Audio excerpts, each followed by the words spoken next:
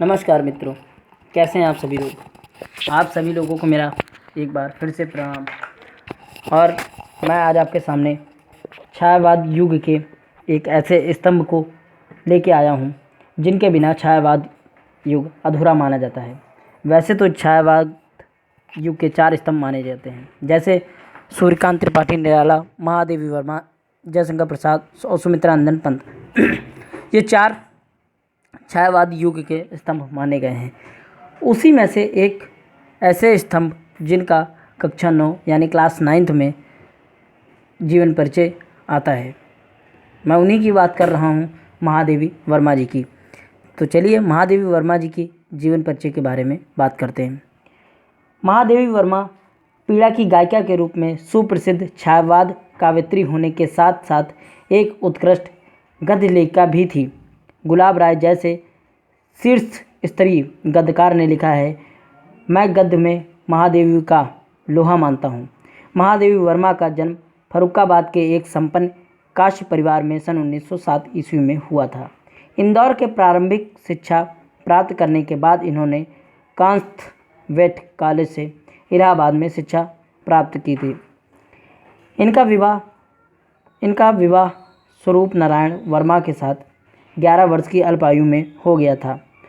सास ससुर की अनुमति के ना मिलने के कारण इनका अध्ययन छूट गया था, जिसके उपरांत उनकी मृत्यु के पश्चात इन्होंने अपना अध्ययन पुनः प्रारंभ कर दिया था और प्रयाग विश्वविद्यालय से संस्कृत विधा में एमए की परीक्षा में प्रथम श्रेणी में उत्तीर्ण की थी। सन 1965 में तक प्रयाग महिला विद्यापीठ की प्रधानाचार्य के रूप में कार्यरत रहीं। इन्हें उत्तर प्रदेश विधान परिषद की सदस्य भी मनोनीत किया गया था। इनका देहावसान 11 सितंबर सन 1987 ईस्वी को प्रयाग में हुआ था। यानी हम ये कह सकते हैं कि महादेवी वर्मा जी की जो लेखनी थी वह इस प्रकार की थी कि उनकी लेखनी से एक बार पढ़ के ही रोना आ जाता था, दुख झलकने लगता था।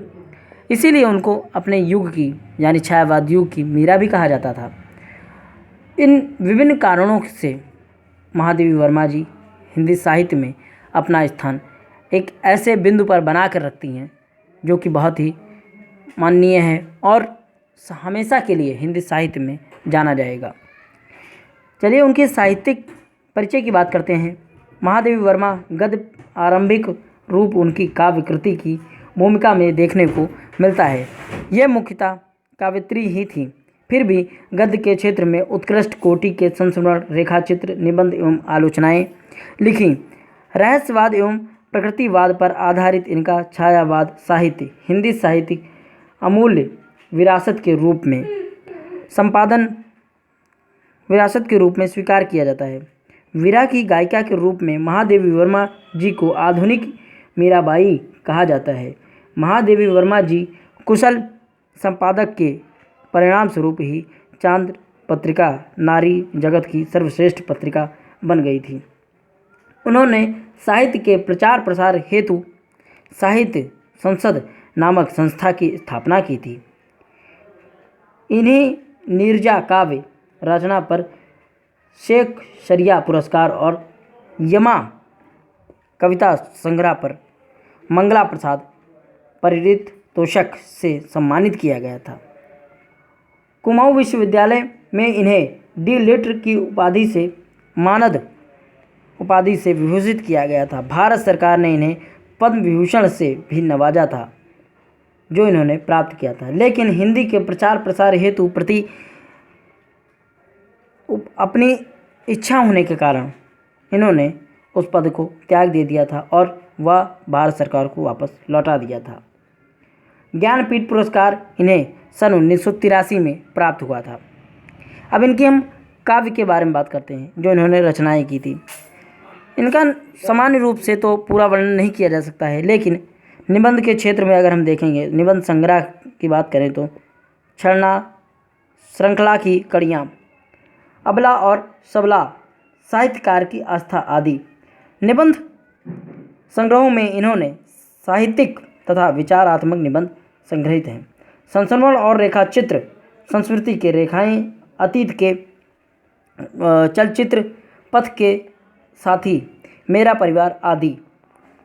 इनमें अनोखी ममताएं की हृदय में दर्शन होते हैं। संपादन की बात करें अगर हम इनके, तो चांद पत्रिका और आधुनिक कविता नामक काव्य संग्रह का विद्वत्ता के साथ संपादन कार्य किया था। आलोचना की बात करें, हिंदी विवेचनात्मक गद्य तथा यमा और दीपशिखा और भूमिकाएं ये इनकी हैं। काव्य की बात करें अगर हम इनके, काव्य कृतियों की रचनाओं के बारे में बात करें, निहार, नीरजा, रशिम, संध्या गीत, दीपशिखा एवं यमा आदि, ये थे महादेवी वर्मा जी की जो रचनाएं थीं।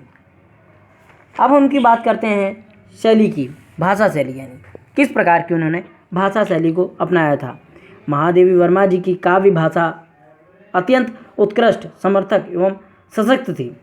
संस्कृत निष्ठा इसकी भाषा में प्रमुख विशेषता थी। इनकी रचनाओं में उर्दू और अंग्रेजी के प्रचलित शब्दों का प्रयोग मिलता है, मुहावरों का भी अलौकिक प्रयोग मिलता है, रचनाओं में हुआ है। यानी ये कह सकते हैं कि इन्होंने जो रचनाएं लिखी थी अपनी, उन रचनाओं में उर्दू के शब्दों का, मुहावरों के और अपने संस्कृत तो मुख्य रूप से प्रयोग किया था। इनकी एक रचना जो है, रेखाचित्र जो है, गिल्लू रेखाचित्र मेरा परिवार नामक पुस्तक में लिया गया है।